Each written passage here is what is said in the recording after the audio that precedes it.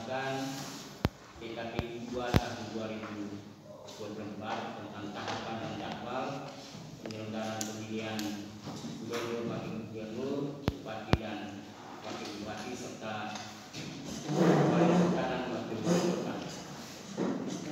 Kami memandang untuk mengundang teman-teman media ini dalam suatu konteks cara berpikir bahwa teman-teman media juga adalah pilar demokrasi yang selalu memberikan informasi, memberikan edukasi, memberikan sosialisasi terkait dengan seluruh tahapan penyelenggaraan, baik konteks pemilu kemarin yang sudah kita lewati maupun perhelatan pilkada serentak yang akan kita lalui selama bulan November ini. Itu cara berpikir yang pertama.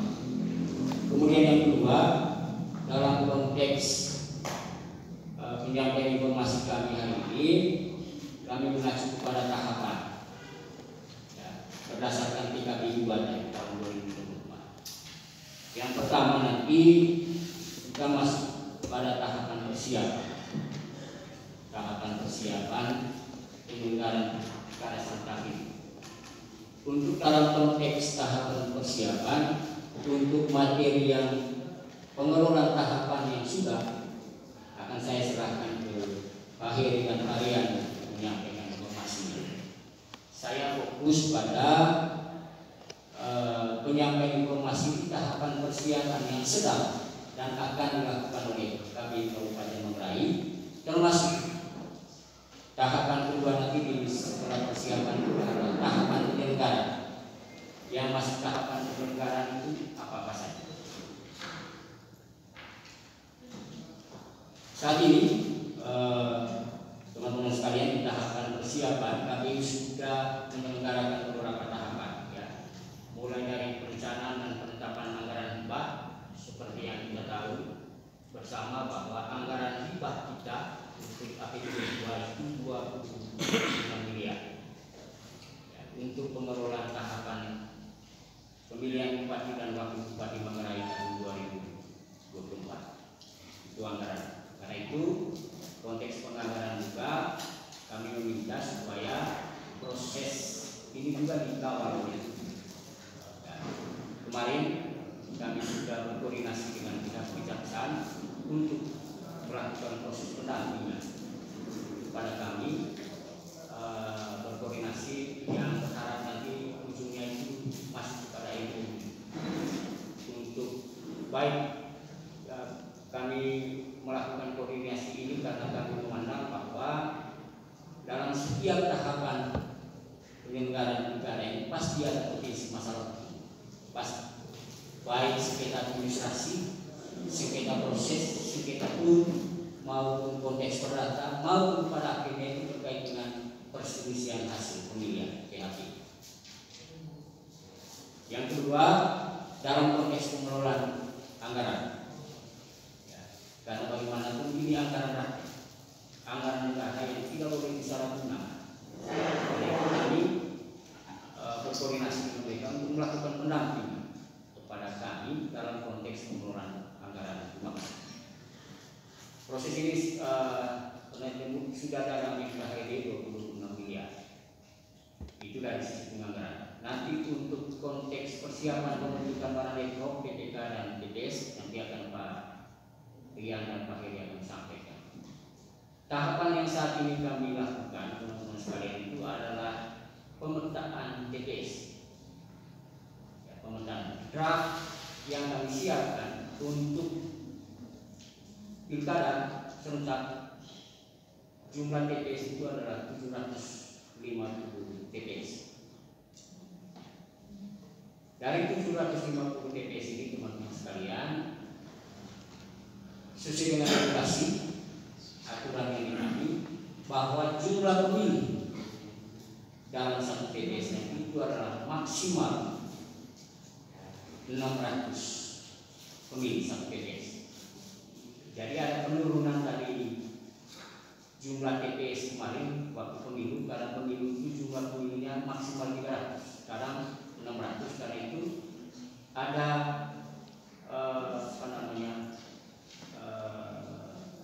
puluhan TPS. Ya, ditata lagi, ada TPS-TPS yang digabungkan. Namun dengan catatan bahwa dalam proses pemetaan TPS ini kami mengandung beberapa prinsip. Prinsip yang pertama, tidak boleh memisahkan pemilih dalam satu kakak. Jadi simulasinya ibunya di TPS 1, suaminya di TPS 2 misalnya, atau anak-anaknya di TPS 2, ibu dan bapaknya ada di TPS 1. Pemilih dalam satu kakak tidak boleh dipisahkan dalam TPS yang berbeda. Kemudian yang kedua, tidak boleh menggabungkan TPS antar desa. Jadi di itu misalnya Palu misalnya dengan Lembe berbatasan langsung misalnya, TPS yang ada di wilayah Lembe dengan yang ada di Palu juga akan menjadi satu, tidak boleh. Itu prinsip. Kemudian yang kedua, kami memperhatikan aspek geografis. Karena prinsip pelayanannya itu adalah prinsip pelayanan kami itu mendekatkan pemilih ke TPS. Kalau pemilih itu berada di daerah kantongan, kemudian sulit untuk digabungkan, meskipun jumlah pemilihnya itu hanya 300 atau 250, maka dibiarkan saja. Jangan dipaksakan kemudian digabungkan dengan TPS 2 atau 3 yang meskipun simulasinya TPS 2 dan 3 itu jumlah pemilihnya di bawah 600. Jangan dipaksa, kami tidak akan memaksakan. Nah, untuk proses pemetaan ini teman-teman sekalian, selama 2 hari ini teman-teman PPK dan TPS sudah berproses melakukan pemetaan TPS. Untuk teman-teman juga ketahui bahwa saat ini KPU sudah menerima data tempat dari Kemendagri.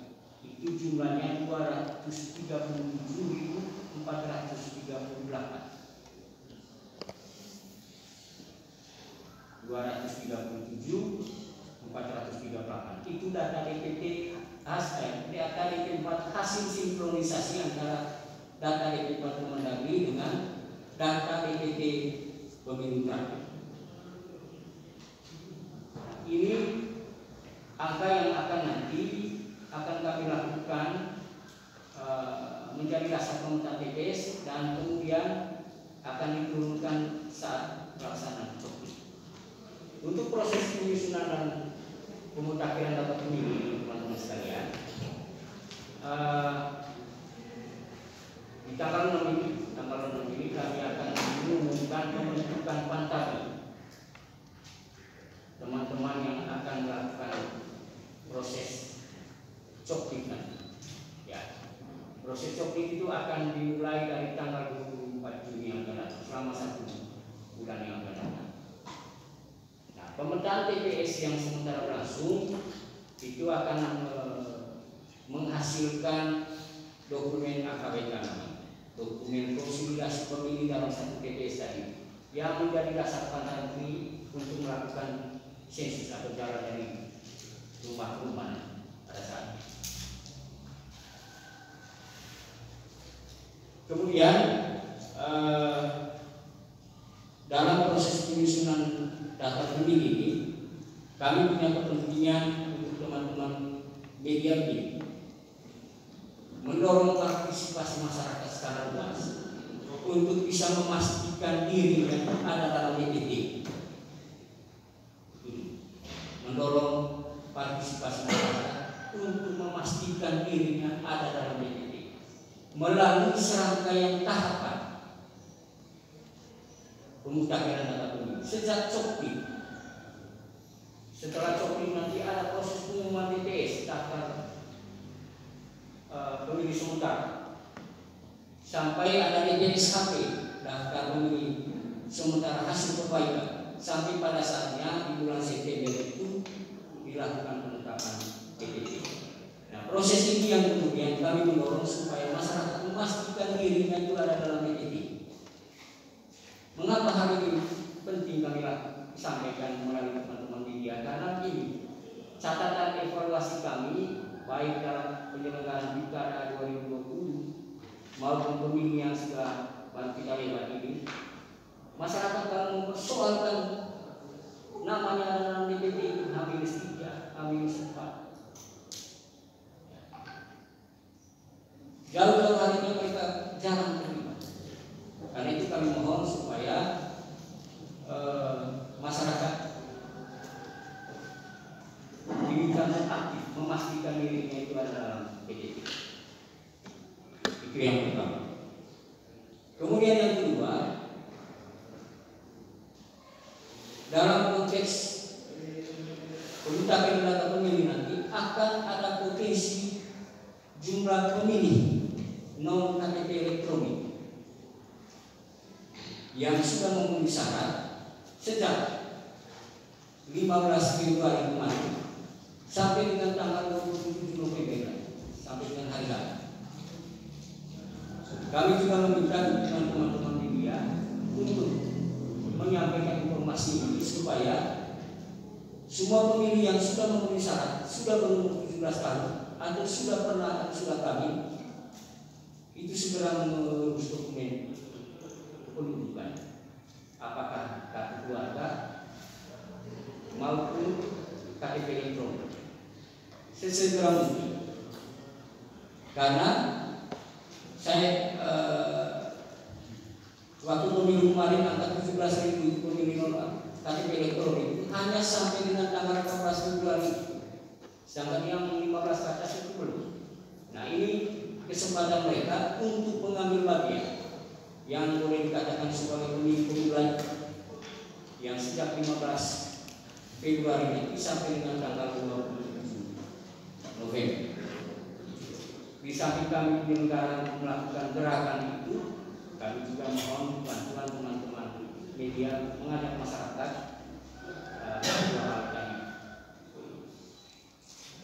karena ini biasanya menghubungi hari H. Kami mohon kesediaannya untuk bisa membantu kami menyampaikan ini. Kemudian yang kedua, yang ketiga, kami juga mohon supaya masyarakat juga mengawal proses ini, memastikan semua orang itu ada di dalam DPT, termasuk teman-teman media melakukan pengawasan. Di samping Bawaslu, saya kira partisipasi masyarakat, partisipasi media mengawal proses ini supaya proses itu berjalan dengan baik. Jangan sampai ada pemilih yang memenuhi syarat tidak tersyarat dalam DPT dalam konteks pemuntahan data pemilihan. Sehingga ketika proses penyusunan atau pemuntahan data pemilih itu bisa berjalan dengan baik, maka di hari H potensi pengguna hak pilih dengan menggunakan KTP elektronik atau yang sering kita sebut pemilih DPK itu bisa berkurang. Kalau kita sudah mengantongi KTP. Kemudian yang berikut, dalam konteks mutakhir nanti ada coklit, prinsip kami itu adalah prinsip de jure. Prinsipnya de jure, bukan fakta. Karena banyak realitas di lapangan, dia itu KTP-nya nggak ketemu, tapi sudah 5 tahun dia tinggal di IT misalnya. Kami tidak bisa mendata yang bersangkutan di IT, meskipun de facto, karena prinsip pendataan itu de jure berdasarkan dokumen kependudukan. Wajib didata sesuai dengan prinsip ini. Semua orang yang memenuhi syarat untuk didata sesuai dengan prinsip ini dengan menggunakan KTP elektronik. Sehingga tidak ada perdebatan lagi di lapangan. Meskipun realitasnya bahwa dia itu sudah sekian lama tinggal di satu wilayah, tapi karena tidak kemudian merubah dokumen kependudukan. Hal yang sama juga terhadap pemilih-pemilih yang namanya ada dalam DPT atau ada dalam data coklit nanti yang sudah merangkap sekian banyak kali. atau anak-anak sekolah kita yang kemudian pergi sekolah di Jawa, di Bali, di mana-mana, yang dokumen kependudukan itu masih di Manggarai, kami tetap mendaftar yang bersama. Karena dokumen kependudukannya masih ada di Manggarai. Kalau misalnya nanti ada dia di Kupang, sekolahnya di Kupang, didata di DPT Manggarai, maka kita bisa menggunakan mekanisme pindah memilih pada yang bersangkutan untuk bisa memilih gubernur di Kupang. Yang terpenting namanya itu dulu ada di dalam DPT. Karena ketika yang bersangkutan tidak ada dalam DPT, dia tidak bisa menggunakan mekanisme pindah memilih di Kupang pada tanggal 27 itu untuk memilih gubernur. Juga tidak bisa menjadi pemilih dengan menggunakan KTP elektronik, karena dia punya KTP masih ada di sini. Pasti KTP sini ada di sini. Itu untuk konteks. Kemudian yang berikut, nanti di pemilihan serentak ini kategori pemilih di TPS ini tetap sama, ada 3 kategori: pemilih DPT, pemilih DPTB atau daftar pemilih tambahan, dan yang ketiga itu daftar pemilih khusus. Pemilih yang namanya tidak dalam DPT atau DPTB, namun bisa memilih di hari-hari dengan menggunakan KTP elektronik sesuai dengan alamat domisili. Nah, ini yang kemudian kami juga tegaskan nanti, karena potensi, bukan potensi. Potensi kemarin itu terjadi karena hal-hal ini. Ya, tidak bisa membedakan mana pemilih DPTB, mana pemilih DPK.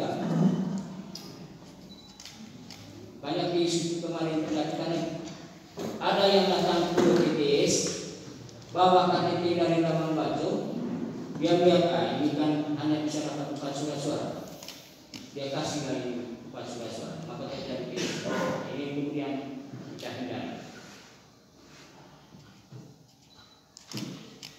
Makanya prinsip pendataan kita itu mengacu kepada Deju, bukan ke Pak. Ini yang kami minta supaya teman-teman media juga mengambil bagian dan mengedukasi masyarakat terkait dengan proses ini. Kemudian yang berikut, proses pemutakhiran data pemilih ini cukup lama, membutuhkan waktu sampai dengan September nanti di alur penetapan DPT. Berapa jumlah DPT? Apakah nanti naik dari 242.090 DPT pemilu terakhir? Dalam bayangan kami pasti akan naik, karena akan ada peningkatan pemilih yang pemilih pemula tadi yang harus sudah memiliki KTP elektronik sejak 15 Februari sampai dengan tanggal 27 November. Kemudian yang berikut, di dalam proses submit ini juga kami nanti akan mengeluarkan pemilih-pemilih yang TPS yang tidak memenuhi syarat, yang sudah meninggal, yang sudah beralih menjadi TNI, Polri, atau yang sudah pindah domisili dan lain sebagainya. Nah, khusus yang TPS ini, teman-teman sekalian, perlu kami juga menginformasikan, mengeluarkan orang TPS itu juga berdasarkan prinsip DU. Dalam artian harus punya dokumen akta kematian. Namun, apakah kemudian satu-satunya dokumen itu hanya dengan akta kematian? Tidak. Pantarwi dalam melakukan TPS nanti memberi kode tidak memenuhi syarat kepada pemilih yang meninggal. Itu ketika pertama ada tahapan dikonfirmasi langsung kepada keluarga, memastikan apakah yang bersangkutan sudah meninggal. Itu langkah pertama. Langkah yang kedua, Pantarwi kalau keluarga yang bersangkutan itu belum punya dokumen akta kematian, maka dokumen keterangan kematian bisa dikeluarkan oleh pemerintah desa kelurahan menerangkan bahwa yang bersangkutan itu sudah meninggal. Itu menjadi dasar bagi Pantarwi untuk men-TPS-kan yang bersangkutan. Itu proses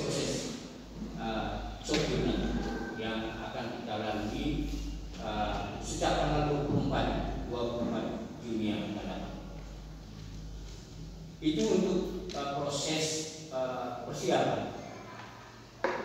Di tahapan persiapan khusus untuk penyusunan dan pemutahiran data pemilih. Kemudian yang berikut teman-teman sekalian, khusus untuk tahapan pencalonan.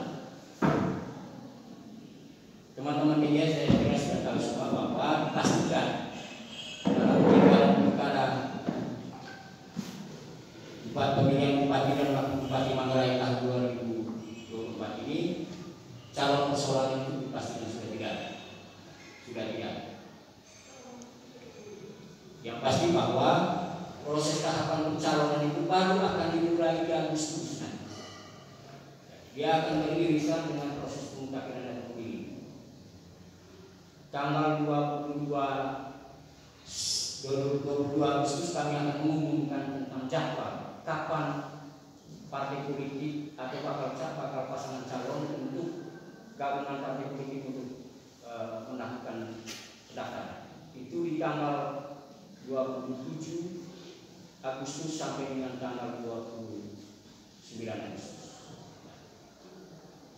Penting kami menyampaikan tahapan ini teman-teman sekalian, karena di tahapan ini juga ada potensi masalah hukum. Ada potensi masalah hukum di tahapan ini. Kita tahu bersama syarat dukungan minimal itu adalah 20% dari total kursi yang ada di DPR, jadi 7 kursi. Dari hasil pemilihan tahun 2024 dipastikan tidak ada partai politik yang tunggal untuk kemudian mengusulkan pasangan calon. Harus ada dalam gabungan partai politik. Potensi masalahnya di mana? Manakala ke depan ada dua risme partai politik, dua risme kepengurusan partai politik. Ada dua risme pengurusan. Satunya mendukung si A, satunya mendukung si B. Ya, ada potensi saat pengajuan bakal calon. Karena apa? Verifikasi yang dilakukan oleh KPU saat itu bukan berdasarkan hak hukum tentang kepengurusan yang sah yang dibawa oleh partai politik. Namun kami akan melakukan verifikasi melalui SIPOL-nya KPU, Sistem Informasi Partai Politik. Di dalam SIPOL itu akan memuat tentang kepengurusan yang sah dari partai politik tingkat kabupaten berdasarkan data yang ada di Kementerian Hukum dan HAM. Itu menjadi basis kami dalam melaksanakan verifikasi. Kalau teman-teman sekalian punya masih ingat tahun 2020 itu ada persoalan semacam ini dari Partai Gerindra. Ya, gitu. Karena kenapa kami sampaikan ini? Karena di kami juga sudah di tingkat Kabupaten Manggarai sudah ada perubahan kepengurusan partai politik di tingkat kabupaten. Ya, dari salah satu partai politik. Teman-teman sudah tahu ada perubahan kepengurusan. Tetapi ketika kami lihat data di SIPOL di KPU, data yang di SIPOL masih kepengurusan yang lama. Nah, maka kami menganggap bahwa itu ada potensi masalah pada saat. Berharap dalam proses itu ke depan ini tidak ada perubahan dalam kepengurusan partai politik di kabupaten, juga tidak mengenai masalah saat proses pendaftaran tanggal 27 tanggal 29. Kemudian teman-teman sekalian, apakah setelah mendaftar kemudian langsung ditetapkan calon? Tidak. Pasangan calon baru akan kita tetapkan tanggal 22 September. Waktu sekian lama itu menjadi waktunya KPU untuk melakukan verifikasi. Boleh saja misalnya pada saat itu dia bawa katakanlah dualisme kepengurusan partai politik. Kami akan melakukan klarifikasi kepada partai politik yang sama. Yang benarnya kami punya dukungan mana? Kami memastikan KTP-nya. Meskipun kita tahu semua bahwa si A, si B, si C orang Manggarai, kita tahu semua. Jangan sampai kejadian kita rasa berjuang bisa terjadi. Karena hal-hal semacam ini memastikan ijazah yang bersama benar tidak dikeluarkan oleh lembaga ini. Itu memastikan semua dokumen, baik dokumen syarat calon maupun dokumen syarat pencalon, jadi dua kata yang berbeda. Jadi itu yang akan kami lakukan selama sejak tanggal 30 Agustus selanjutnya sampai dengan penetapan pasangan calon tanggal 22 September. Karena itu kami juga meminta supaya proses ini juga dikawal oleh teman-teman media, ya, dikawal oleh teman-teman media, sehingga proses itu benar-benar berjalan dengan baik. Kemudian sesuai dengan ketentuan regulasi, 3 hari setelah itu 25 September kita akan memulai tahapan kampanye. Di tahapan kampanye ini juga menjadi tahapan yang sangat krusial.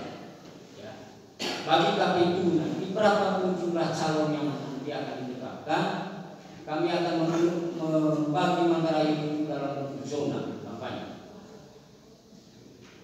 Zona kampanye ini penting kami atur supaya lebih tertib.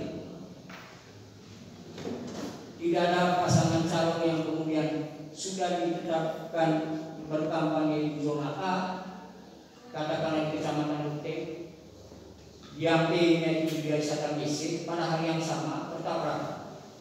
Ya. Jangan mengambil kewenangan masing-masing. Nanti kita akan atur itu sedemikian. Teman-teman media juga bagi kami penting di tahapan kampanye ini untuk memberikan informasi terhadap proses ini, termasuk membantu memberikan literasi edukasi terkait dengan, karena titik rawan media sosial nanti dalam tahapan kampanye itu sangat kencang. Disitulah posisi kita sebagai pilar demokrasi, memberikan literasi yang positif dalam rangka untuk kualitas demokrasi ini bisa berjalan dengan baik, termasuk mengawal kerjaan secara lembaga. KPU tetap dikawal, dijaga, dilakukan kritik juga tidak masalah. Itu bagian daripada cara teman-teman juga mencintai lembaga ini. Kami juga dikawal. Tadi saya sampaikan mulai dari proses penyusunan daftar pemilih, dalam tahapan pencalonan, semua proses itu kemudian kami dikawal sampai dengan proses pemungutan dan penghitungan suara. Nah, ketika nanti kami sudah menetapkan jadwal kampanye, teman-teman sekalian, di situ kami di KPU sudah memulai persiapan logistik. Logistik itu kami sudah mulai siapkan. Ya, semua logistik itu sudah kami siapkan. Dan gudangnya tetap sama nih, karena kami gudang yang perlu kemarin. Proses ini juga kami minta supaya dukungan, pengawasan teman-teman media memastikan itu bisa juga berjalan dengan baik, termasuk mengupdate informasi, mengupdate jalannya proses semua ini dengan baik. Terutama di di logistiknya, ya, karena prinsip logistik itu bagi kami ada beberapa prinsip. Pertama, logistik itu tepat jumlah, ya, karena ada jumlah yang sesuai dengan hitungan sekian persen, ya, tepat jumlah. Kemudian tepat jenis. Kalau surat-surat bupati ya tepat, surat-surat gubernur ya, surat-surat gubernur. Jangan sampai nanti tertukar. Kemudian tepat sasaran. Tepat sasaran. Jangan sampai nanti di kontak itu tidak ada surat surat-surat bupatinya karena kekeliruan. Semuanya ada surat-surat gubernur misalnya. Maka kami juga antisipasi memastikan tepat sasaran. Jadi tepat jumlahnya, tepat jenisnya, tepat sasaran, tepat kualitas. Kualitas ini juga penting. Itu untuk proses logistiknya nanti di bulan-bulan September Oktober di sana kami sudah mulai konsolidasi terkait dengan logistiknya.